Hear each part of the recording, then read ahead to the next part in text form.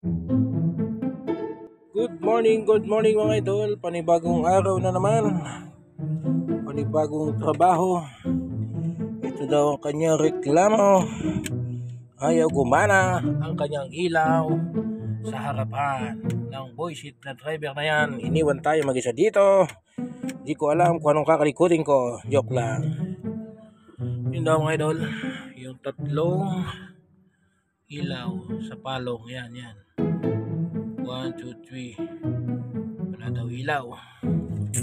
So na-diagnose natin dito, naglulos yung kanyang switch sa tagal na ng panahon. So yun, mabaklasin natin yan. Baka malikabok lang. Let's go! So ayan, babaklasin na natin ang kanyang switch. May 3 tornilyo lamang yun dyan. Ikot-ikotin pa kaliwa at mamaya naman ay pakanan. So yun lang muna, baklasin natin.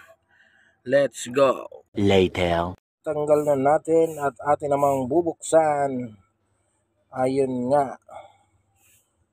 At ayan na nga mga idol, nabuksan na natin ang putragis na likabok, pumasok sa loob. So ang gagawin lang natin ay lilinisin natin ang mga kontak na yan. At goods na yan mamaya. Abangan nyo lamang. A few moments later. So yun mga idol, goods na ang kanyang switch ng 3 ilaw sa palong. So yun, isusum natin para inyong makita.